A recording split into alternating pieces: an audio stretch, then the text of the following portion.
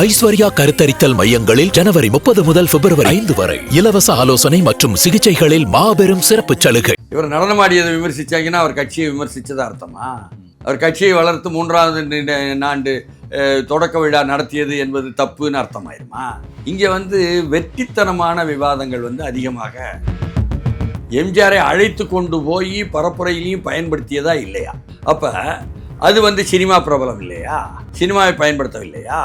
எம்ஜிஆர் கட்சியை விட்டு விலகி போகும்பொழுது திமுகவை விட்டு இதே போன்ற ரசிகர்கள் கூட்டம் தான் அவருக்கு பின்னால் அரசியல் தெரியாதவர்கள் என்று சொன்னார்களா இல்லையா? இவரை சினிமா தான் சார் அதிமுகவினர் கொந்தளிக்கிறாங்க. எம்ஜிஆருக்கு இணையானவரா விஜய் அப்படிங்கிற ஒரு விமர்சனம். இதுல இப்படி நீங்க சொல்றீங்களே, இப்படித்தானே அப்பவும் சொன்னீங்க என்று சுட்டி காட்டினால் உடனே இணை, நான் அவருக்கு இணையானவன். எங்க விஜயகாந்த் கூட நான் கருப்பு எம்ஜிஆர் சொன்னார். ரசிகர்கள் என்பது அரசியலுக்கு எதிரானவர்கள் என்றோ அப்பாற்பட்டவர்கள் என்றோ பார்த்தால் அது திமுகவினுடைய வளர்ச்சிக்கும் உண்மை அல்ல. சார் இப்போ பலவீனம் ஆயிடுச்சு அதிமுகங்கிற ஒரு கேள்வி இருக்கு. விஜயே அதிமுகவை விமர்சனம் வைக்கிறாருன்னா அந்த அளவுக்கு பலவீனமாக இந்த அதிமுக பாஜக நீங்க சொல்றீங்க. அதிமுக பலவீனமாக இல்லை. அப்போ பாஜக அதிமுகவை நம்புகிறதா? அதிமுக பாஜகவை நம்புகிறதா? ஒரு குழப்பம் நீடிக்குது. கொள்கையெல்லாம் கிடையாதுங்க யாருக்கும். தமிழ்நாட்டிலையும் இந்தியாவிலையும் அரசியல் கட்சிகளில் கொள்கை யாருக்கும் கிடையாது. வணிகம் மட்டும்தான் உண்டு. ஒருவருக்கு ஒருவர் கூட வணிகம் செய்துக்குவாங்க.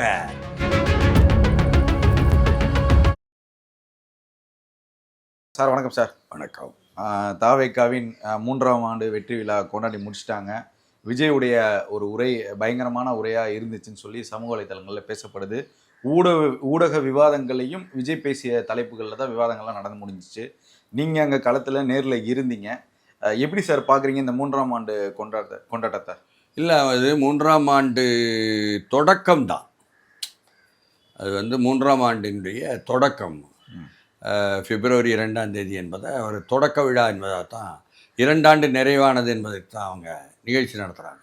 அவர்களுடைய முன்னோடிகளை தமிழ்நாடு எங்கும் அழைத்து சில 100 பேரை, ஒரு 500 பேர் இருக்கலாம் வச்சு ஒரு சிறிய அரங்கில் தான் அதை நடத்தினாங்க. என்னன்னு சொன்னால், வழமையாக விஜய் பேசக்கூடிய தீவிர பேச்சோ, ஒரு கோபமான பேச்சோ, ஒரு தாக்குதல் பேச்சோ என்ற பாணி இல்லாமல் ரொம்ப இயல்பாகவும் அப்படியே வட்டார வழக்குடனும் அப்படியே ஒரு நையாண்டி பாணியிலையும் தான் அவருடைய உரை முழுக்க இருந்தது. என்ன முக்கியத்துவம்னா, அவர் வெற்றி கழகத்தினுடைய தலைவர் விஜயை தவிர வேறு யாரும் மாநில நிர்வாகிகளும் அமர்ந்திருந்தாங்களே தவிர அவங்க பேசலை.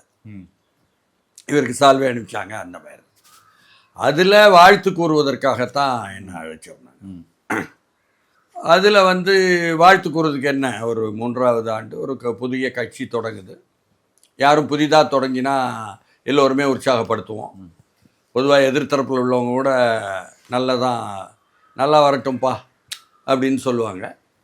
அந்த மாதிரி தான் இது. தேர்தலுக்கு நெருக்கம் என்பதனால நல்லா வரட்டும்பான்னு சொல்ல மாட்டேங்கிறாங்க. வழக்கமாக தன்னை எதிர்த்து பேசக்கூடிய ஊடகவியலாளர் வீட்டில் மரணம் நடந்தாலும் போகக்கூடிய முதலமைச்சர் மாதிரி உள்ள நாட்டில் எல்லோரையும் நாங்கள் பரிசீலித்து நாங்கள் பெருந்தன்மையுடன் அணுகிறோம் சொல்கிற நாட்டில் இவர் புதிதாக ஒரு அரசியல் கட்சி தொடங்கி வராருங்கிறத தேர்தல் நேரமானதுனால சகிச்சுக்கிட முடியாமல் தான் எல்லோரும் கொந்தளிக்காங்க. நமக்கு அப்படி இருக்க வேண்டிய அவசியம் கிடையாது. ஏன்னா நான் தேர்தல் பாதையில் எதுவும் கட்சியிலையும் இல்லை, கட்சி சார்பற்றவனாக இருக்கிறேன். அதுமாரி விமர்சகராக மட்டும் இருக்க முடியும். அங்கும் கூட நான் அதை சுட்டி காட்டினேன். நான் கட்சி சார்பற்றவன். அவங்களும் சுட்டி காட்டினாங்க என்ன அறிமுகப்படுத்தும் போது. நானும் அதனால் அவர்கள் மத்தியில் இன்னைக்கு விஜயை ஏன் எல்லோரும் குறிவைக்கிறார்கள் என்று நாம் எண்ணி பார்க்க வேண்டியிருக்கு. அவருக்கு பின்னால் வந்திருக்கக்கூடிய அந்த இளைஞர் படை வருத. அப்போ இந்த இளைஞர்கள்லாம் தேர்தல் கட்சிகளின் பக்கம் நெருங்காமையே இருந்தாங்களே. நெருங்காமையே இருந்த ஒரு இளைஞர் படை அப்படியே இன்னொரு ஆளை தூக்கிட்டு வர்றாங்களே. இது கொஞ்சம் கொஞ்சமாக வளரும் போல் இருக்க.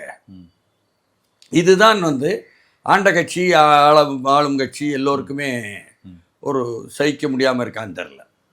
அதனால தான் அவங்க குறிவைத்து சுற்றி வளைத்து தாக்குதல். பொதுவாக வந்து விமர்சனங்கள்லாம் நிறைய வைக்கப்படுது சார். நம்ம இந்த 3ஆம் ஆண்டு இந்த விழாவுடைய பேச்சு உரைக்கு, விஜய் உரைக்கு அப்புறம் வருவதற்கு முன்பு ஒரு முக்கியமான ஒரு கேள்வியை கேட்டுறேன். என்டிடிவியுடைய சமீபத்திய அந்த விஜயுடைய நேர்காணல், அந்த நேர்காணல்லே பார்த்தீங்க அப்படின்னா சிலர் சொல்கிறாங்க நேர்காணலே நடக்கலை, சிலர் சொல்கிறாங்க நேர்காணல் நடந்தது, நிறைய விஷயங்களுக்கு விஜய்க்கு பதிலளிக்க தெரியல, அதனால அது வந்து ஆர்டிக்கலாக வந்து வெளியிடப்படுகிறது அப்படிங்கிற ஒரு குற்றச்சாட்டுலாம் நடந்துச்சு, வைக்கப்படுது. அந்த என்டிடிவி நேர்காணல் நடந்ததா, அதில் என்ன? இல்லை, நான் பார்க்கவும் இல்லை, அதை பற்றி எனக்கு தெரியவும் தெரியாது. தெரியாததை பற்றி கருத்து சொல்ல முடியாது. தவிர இப்படியே நம்ம சுற்றி சுற்றி வர்றோம்னு எனக்கு புரியல. ஏதாவது தேடி தேடி சொல்ல வராங்கன்னா, ஒரு பத்திரிகையாளர்களை கூட சந்திக்க முடியாத தலைவரை எப்படி தமிழ்நாட்டு மக்கள் ஏற்றுக்கொள்ள முடியும் அப்படிங்கிற ஒரு கேள்வி வைக்கிறாங்க. அதே என்டிடிவியோட நேர்காணல எடப்பாடி போயிருக்காரு, கமலஹாசன் போயிருக்காரு, முதலமைச்சர் போயிருக்காரு, உதயநிதி போயிருக்காரு. இவர்களால சந்திக்க முடிஞ்ச அந்த தைரியம் விஜய்க்கு இல்லைங்கிறாங்களே சார். இல்லாமல் இருக்கலாம், இல்லாமல் இருந்து வரலாம், இருந்து இல்லாமல் போகலாம். இதெல்லாம் வந்து விவாதம் இல்லையே. உங்களுக்கு இன்னைக்கு வந்து ஆட்சி மாற்றம் அவசியமா இல்லையா என்பது மட்டும்தானே மக்கள் மத்தியில் விவாதம். ஆட்சி மாற்றம் தேவையில்லை, ஆட்சியே தொடரலாம் என்பது தானே திமுக தரப்பு விவாதம். எதிர்த்தரப்பில் உள்ள எல்லோருமே வந்து ஆட்சி மாற்றம் தேவை என்பது தானே விவாதம். அதன் மேலே ஏதாவது ஆக்கப்பூர்வமாக பேச முடிஞ்சிச்சுன்னா, அதன் மேலே விஜய் சொன்னதன் மீது எதுவும் கருத்து சொல்ல முடிஞ்சிச்சுன்னா அது பயனுள்ளதாக இருக்கும். இது ஏன் வந்து அவர் என்ன சட்டை போட்டிருக்கிறாரு, என்ன நான் போய் சொல்லட்டுமா? நேற்று அவர் வந்து போட்டிருந்த சட்டை, போட்டிருந்த பேண்ட்டு எல்லாமே ரொம்ப எளிமையாக இருந்தது. அவர் மிகவும் எளிமையாகத்தான் எல்லோரிடமும் பேசிக்கொண்டிருந்தார். நடனமானது, ஆமாம், நடனமானது கூட இயல்பாக இருந்தார். எல்லாம் அவருடைய இயல்புத்தன்மை தானே. அந்த நடனத்தை கூட விமர்சனம் பண்ணிட்டாங்க, கேலி கிண்டல் பண்ணிருந்தாங்க. இவங்களால முடியலைண்ணா. இப்போ சினிமாவுடன் முதலமைச்சர்னு சொல்லி ஒன்று எடுத்து போட்டாங்க. அவர் பாடினார், ரொம்ப ராகம் விடாமல் சரியாக பாடினாருன்னு சொல்ல முடியுமா? அதை யாரும் விமர்சிச்சுட்டு உட்காந்துருந்தா அவர் ஆட்சியை விமர்சித்தா அர்த்தமா? இவர் நடனமாடியதை விமர்சித்தாங்கன்னா அவர் கட்சியை விமர்சித்ததா அர்த்தமா? அவர் கட்சியை வளர்த்து 3ஆவது ஆண்டு தொடக்க விழா நடத்தியது என்பது தப்புன்னு அர்த்தமாயிருமா? இங்கே வந்து வெற்றித்தனமான விவாதங்கள் வந்து அதிகமாக போய்கிட்டு இருக்கு. அது வந்து நமக்கு அவசியம் இல்லை சார். இப்போ குறிப்பாக வந்து விஜய் பேசுகிறப்ப திமுகவை எதிர்க்கக்கூடிய ஒரே தில்லு உள்ள திராணி உள்ள ஒரே கட்சி தாவேக்காங்கிறத சொல்கிறாரு. அதை எந்த அடிப்படையில் விஜய் சொல்கிறாருன்னு சொல்லி எல்லா எதிர்கட்சிகளும் ஒரு விமர்சனத்தை வைக்கிறாங்களே சார். தாவேக்காவுக்கு அந்த தகுதி இருக்கா? இல்லை, இப்போ என்னென்னா திமுக எடுத்து என்ன கட்சிகள்லாம் இருக்குது? நாம் தமிழர் கட்சி இருக்குது, தாவேக்கா இருக்குது, அனைத்து இந்திய அண்ணா திமுக இருக்குது, பாஜக இருக்குது, மற்றும் சிறிய கட்சிகளும் நிறைய இருக்குது. இவங்க எல்லாரும் தான் திமுக எதிர்த்து உறுதியாக நிற்கிறாங்க அப்படின்னு விஜய் சொல்லணும்னு எதிர்பார்க்குறீங்களா? விஜய் வந்து ஒரு கட்சி நடத்துகிறாரு, அந்த கட்சியினுடைய தலைவர். அவர் திமுக எதிர்ப்பது என்பது இன்றைக்கி உள்ள பொதுவான ஒரு நிகழ்ச்சி நிரல். அவங்க தான் ஆட்சியில் இருக்காங்க, அதனால எதிர்த்து தான் இவங்க அரசியல் பண்ணி ஆகணும். அவர் கூட சேரலை, கூட்டணி இல்லைன்னா எதிராக தான் இருந்தாகணும். கூட்டணியும் சேரலை, எதிராகவும் நிற்கலை அப்படின்னு ஒன்று இருக்க முடியாது. எதிர்த்து இருக்கும் பொழுது அதிமுக தான் மிகச்சிறப்பாக அதிமுக இருக்கிறது, பாஜக தான் இருக்கிறது, நாம் தமிழர் தான் இருக்கிறதுன்னு சொல்ல விஜய் சொல்லணும்னு எதிர்பார்க்குறீங்களா? அவர் தன் கட்சின்னு தானே சொல்ல முடியும். நாங்கள் தான் இல்லை. அது என்ன சொல்றாங்கன்னா, வளராத ஒரு கட்சி எப்படி திமுகவை எதிர்க்க முடியும், ஆட்சி செய்யக்கூடிய ஒரு அதிகாரத்தில் இருக்கக்கூடிய ஒரு திமுகவை எப்படி கேள்வி கேட்க முடியும், எதிர்க்க முடியுங்கிற ஒரு குற்றம் 1967 நாம் தமிழர் கட்சி கடுமையான விமர்சனங்கள்லாம் வைக்கிறாங்க. பரவாயில்ல, விமர்சனம் வச்சாகணும், அவங்களுடைய நிலைப்பாடு வைக்காங்க. அதாவது 67 வந்து காங்கிரஸ் கட்சியை எதிர்த்து யாரும் வர முடியாதுங்கிற நிலை தானே இருந்தது காங்கிரஸை பொறுத்தவரை. அப்பொழுது திமுக யாரு வந்து இன்னும் வளர்ந்த ஆட்சிக்கே வரல இதுவரை, அதுக்கப்புறம் அவங்க எப்படி காங்கிரஸை எதிர்க்கலாம் அப்படின்னு அப்போ கேட்கலாம்ல. நீங்கள் பிறந்திருக்கவே மாட்டீங்க. பிரச்சனை என்னன்னா, வளராத கட்சி வளரும் கட்சியாக மாறணும்னு சொன்னால் இப்படி தானே விமர்சனம் வைப்பாங்க. வளராத கட்சி எப்படி விமர்சனம் வைக்கக்கூடாது, வளரும் கட்சி தான் விமர்சனம் வைக்க வேண்டும் என்பதாக ஏதாவது விதிகள் இருக்குதா? அப்படி ஏதாவது வரலாற்று நிறுவனங்கள் இருக்குதா? தேர்தல் ஆணையத்தினுடைய விதிமுறையில் அப்படி எதுவும் கூறப்பட்டிருக்கா? புரியல எனக்கு. அதாவது வெத்து முழக்கங்களாகவோ வெத்து விமர்சனங்களாகவோ வெத்து குற்றச்சாட்டுகளாகவோ இருந்தால் அது விஜயை பாதிக்காது. ஆனால் அது விஜயை பேசுகிறாரா சார்? இப்போ என்ன சொல்லியிருந்தாரு அப்படின்னா, சினிமாவை நான் விட்டாலும் என்னை விமர்சிப்பவர்கள் சினிமாவை விடுவதில்லைங்கிற ஒரு கேள்வி வைக்கிறார். அதை அவர் தவிர்த்துட்டு போயிடலாம்ல. அரசியல்வாதியாக வந்தது அந்த மாதிரி சீப்பான விமர்சனங்களை ஏன் ஏத்துக்கணும்னு நான் கேட்கிறேன். அவர் என்ன பேச வேண்டும்னு அவர் வாய்க்குள்ள பூந்து நம்ம பேசுவது என்பது எப்பொழுதும் அதை தவிர்த்துக்கலாமான்னு நான் கேட்கிறேன். அதான் சரியானதே. நான் விட்டுட்டேன் சினிமாவை, மறுபடியும் சினிமான்னு பேசுறீங்களேன்னு கேட்கிறாரு. நான் கேட்பது என்னன்னா, 1967 ஆட்சிக்கு வந்த அண்ணா தலைமையிலான திராவிட முன்னேற்ற கழகம் எம்ஜிஆர் என்ற சினிமா பிரபல்யத்தை வைத்து வாக்கு சேகரித்ததா இல்லையா? எம்ஜிஆரை அழைத்து கொண்டு போய் பரப்புரையிலையும் பயன்படுத்தியதா இல்லையா? அப்போ அது சினிமா பிரபலம் இல்லையா? சினிமாவை பயன்படுத்தவில்லையா? எம்ஜிஆர் கட்சியை விட்டு விலகி போகும்பொழுது திமுகவை விட்டு அவரை இதே போன்ற ரசிகர்கள் கூட்டம்தான் அவருக்கு பின்னால் அரசியல் தெரியாதவர்கள் என்று சொன்னார்களா இல்லையா? அதெல்லாம் தானே மேற்கோள் காட்டுவாங்க. இப்போ அதே மாதிரி இவரை சினிமா சார் அதுக்காக தான் சார் அதிமுகவினர் கொந்தளிக்கிறாங்க. எம்ஜிஆருக்கு இணையானவரா விஜய் அப்படிங்கிற ஒரு விமர்சனம் இணையெல்லாம் அமைச்சர்கள்லாம் பேசுறாங்க. ஏங்க இணையெல்லாம் இல்லைங்க, இது பனையூர், புரியுதுங்களா? அதனால இதுல இணை பனையெல்லாம் கிடையாது விஷயம்.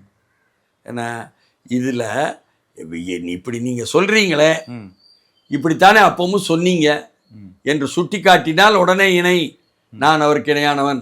எங்க விஜயகாந்த் கூட நான் கருப்பு எம்ஜிஆர்னு சொன்னார். அப்போ நீ எப்படி சொல்லலாம் அப்படின்னு கேட்பவர்களும் உண்டு தானே.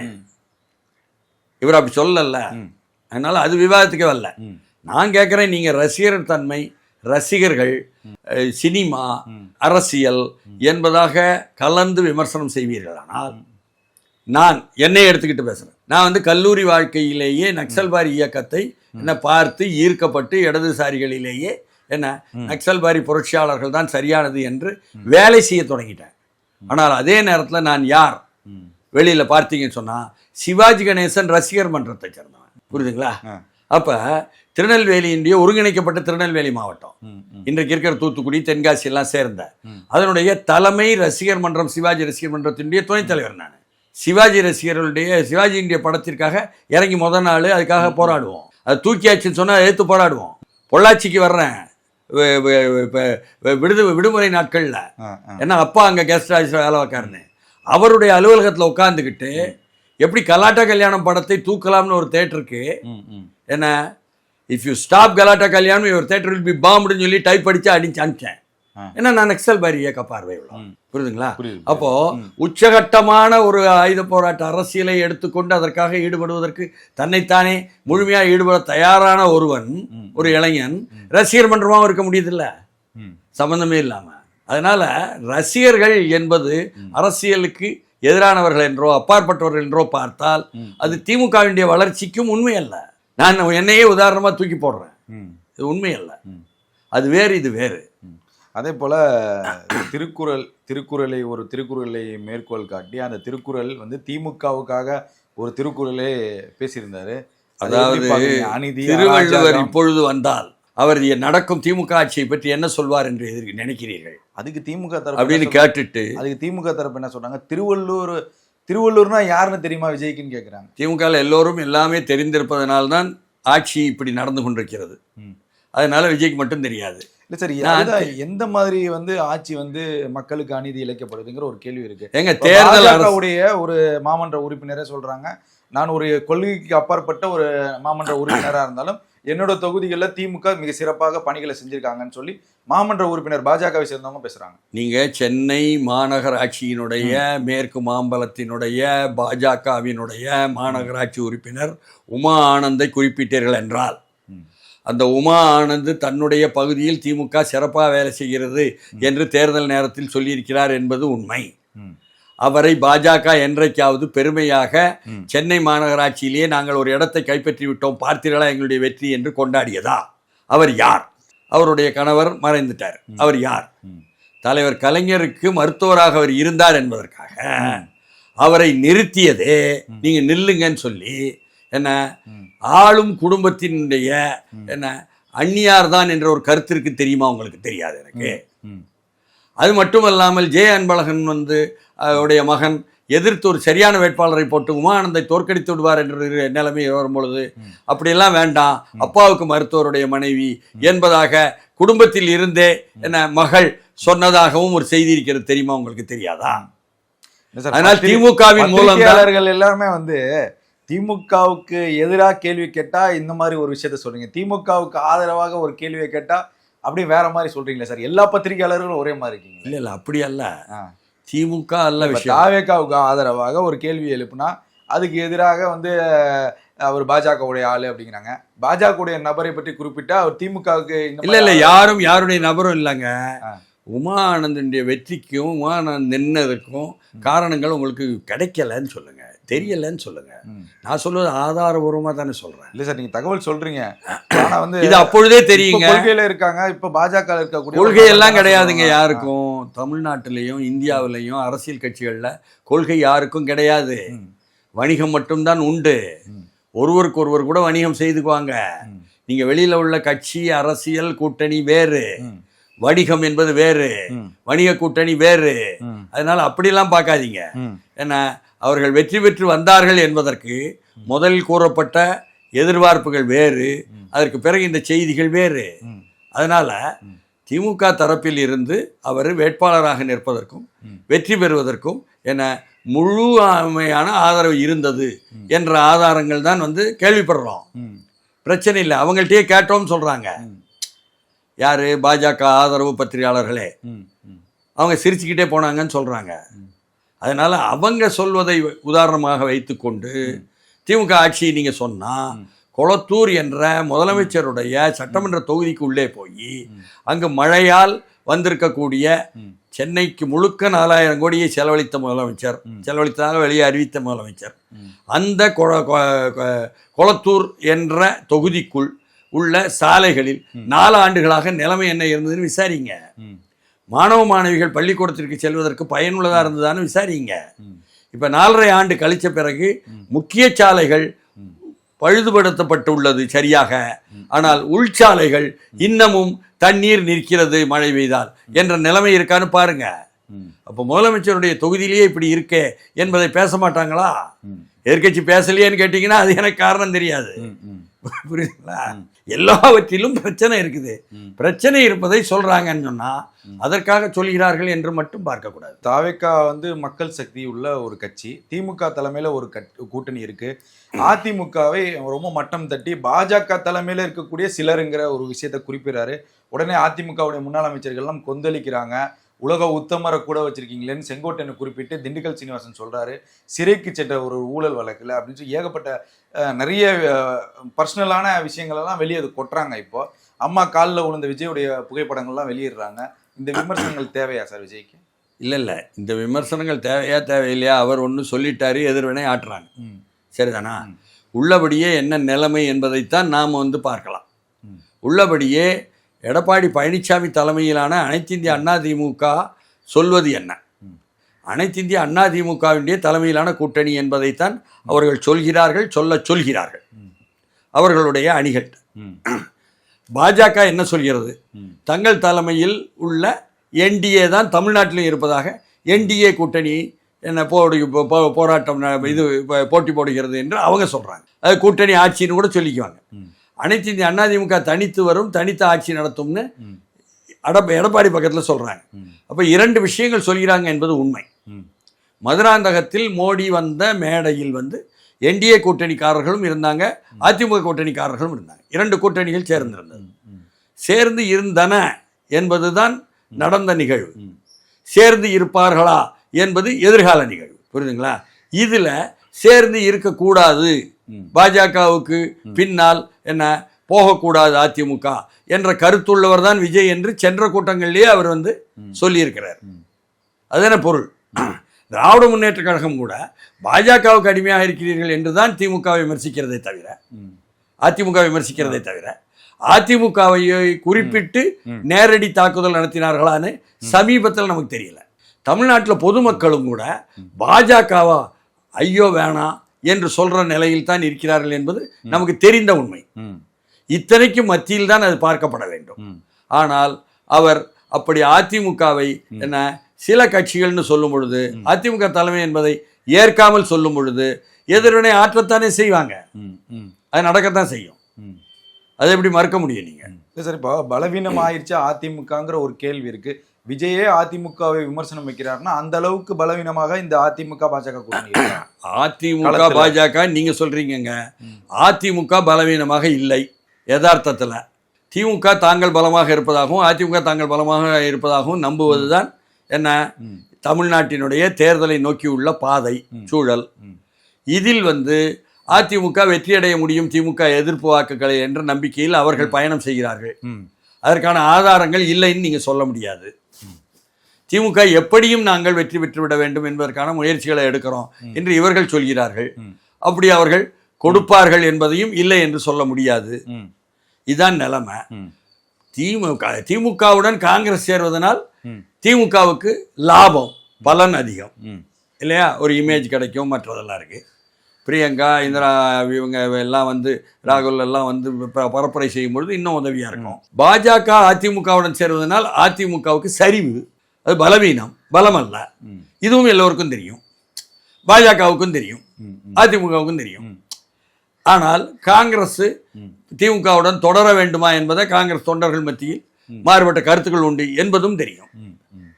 அப்ப காங்கிரஸ்காரர்கள் திமுகவை நம்ப போகிறார்களா?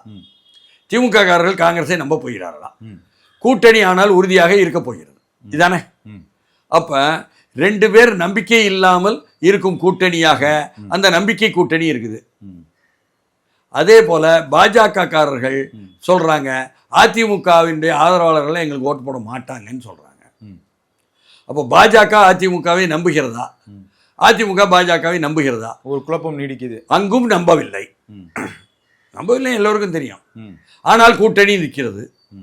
அப்போ அந்த கூட்டணியிலும் என்ன இரு பெரிய கட்சிகள் சொல்லப்படுபவர்களும் நம்பிக்கை இல்லாமல் தான் இருக்காங்க.